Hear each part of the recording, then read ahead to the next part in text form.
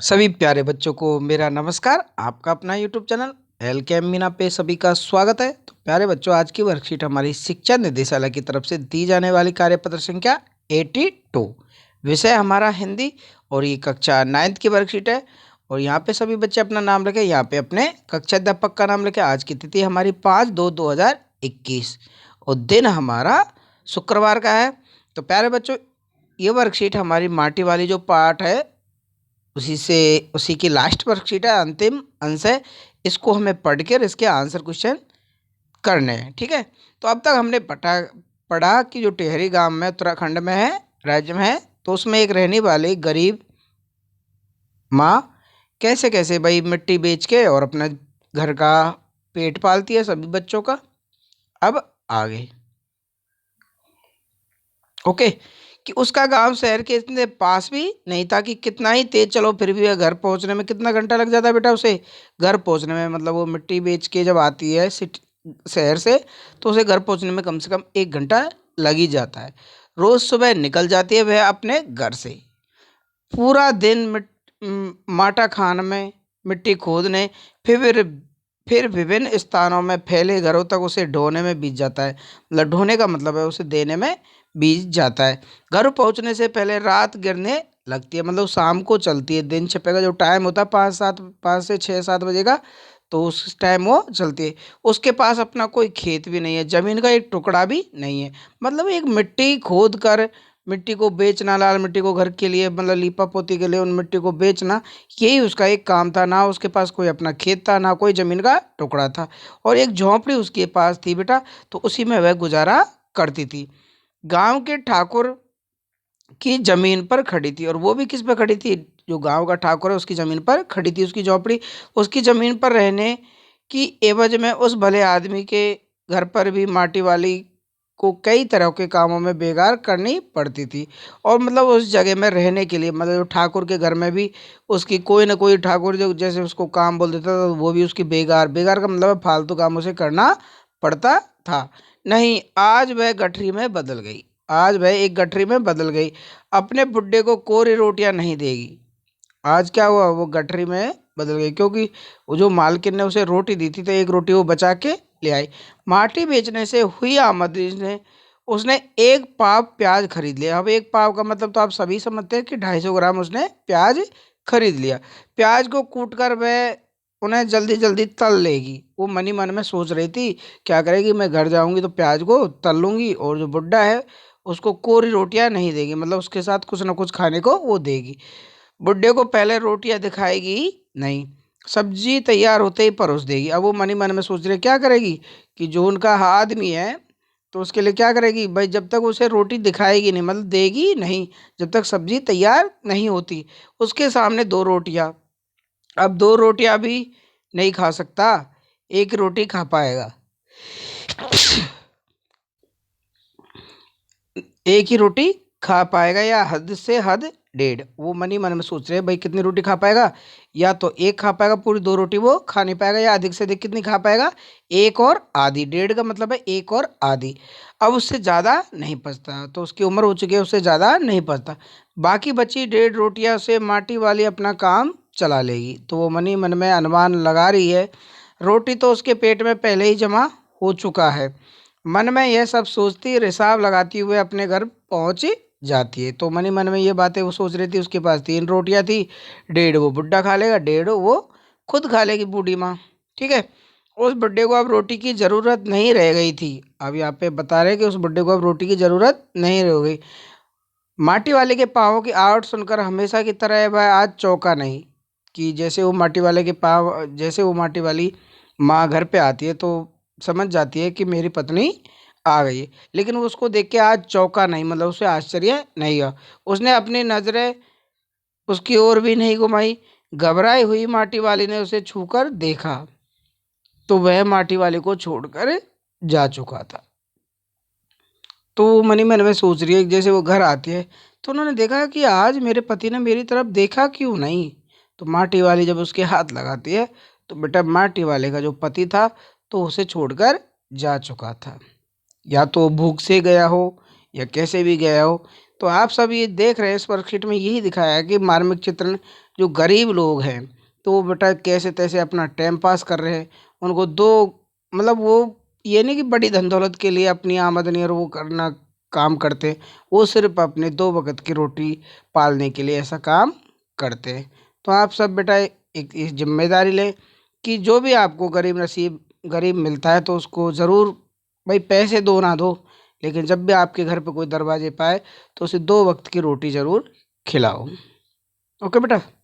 तो ये हमारा हमने ये इस माटी वाली कहानी का ये अंतिम अंश था, इसको हमने पढ़ा।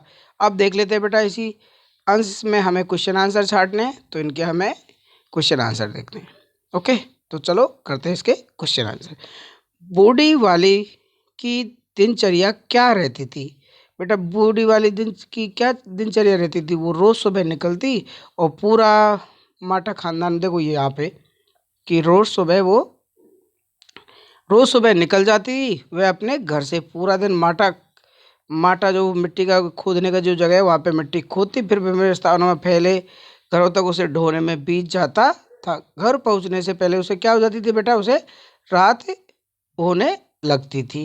तो यहाँ से लेके इसका आंसर हम यहाँ पे करेंगे। ओके बेटा, ये हमारे पहले क्वेश्चन का आंसर हो जाएगा। दूसरा है माटी बेचने से हुई आमदनी से उसने क्या खरीदा और वह उससे क्या बनाने वाली थी? तो क्या करे थे माटी बेचने से? तो इसका आंसर हमारा बेटा यहाँ से है। ठीक है, कि माटी बेचने से हुई आमदनी से उसने एक पाव प्याज खरीदा और प्याज को कूट कर वह जल्दी जल्दी उसे क्या करेगी? तल लेगी और बूढ़े को रोटियां दिखाएगी नहीं, मतलब उसे कोरी रोटी वो देगी नहीं, सब्जी तैयार होते ही उसे परोस देगी। ठीक है ना, तो ऐसा ही उसने किया था। ठीक है, और माटी वाली का पति अब दो रोटियां भी क्यों नहीं खा सकता था? क्योंकि उसकी अब उम्र हो चुकी थी। भाई उसकी क्या हो गई थी? पहले की बजाय अब वो रोटियां कम खाएगा और उससे ज़्यादा पछता भी नहीं था। देखो यहाँ पे इसका आंसर ये रहा। तीसरे क्वेश्चन का आंसर हम यहाँ से करेंगे। ठीक है, तीसरा क्वेश्चन कि अब वह दो रोटियां भी नहीं खा सकता, वह एक ही रोटी खा पाएगा या एक से हद कितनी खा पाएगा? 1.5 रोटी खा पाएगा। अब उससे ज़्यादा पचता नहीं, बाकी बची 1.5 रोटी से माटी वाला अपना काम चला लेगी। ठीक है ना, तो इसका आंसर हम यहाँ से कर सकते हैं। उसके बुड्ढे को अब रोटी की कोई ज़रूरत नहीं रहेगी, ऐसा क्यों कहा गया? यहाँ पे ये लिखेंगे हम चौथे क्वेश्चन में। उसके बुड्ढे को अब रोटी की ज़रूरत इसलिए नहीं रहेगी क्योंकि माटी वाली के पाँवों की आहट सुनकर हमेशा की तरह वह आज चौंका नहीं, उसकी नज़र उसकी तरफ घुमाई भी नहीं।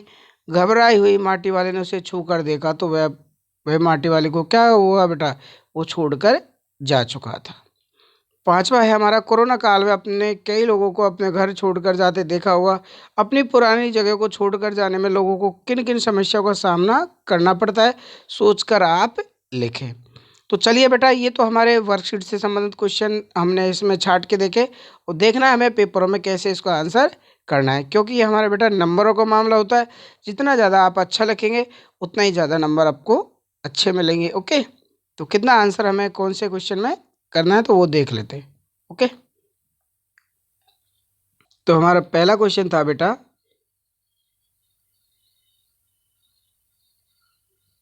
कि बूढ़ी वाली माटी की, भाई जो बूढ़ी माटी वाली की दिनचर्या क्या क्या रहती थी? माटी वाली क्या करती थी? माटी वाली सुबह जल्दी घर से मिट्टी लाने निकलती, वहाँ से शहर में घर घर मिट्टी पहुँचाने में सारा दिन निकल जाता था। उसे घर पहुँचते क्या हो जाती थी बेटा? रात हो जाती थी।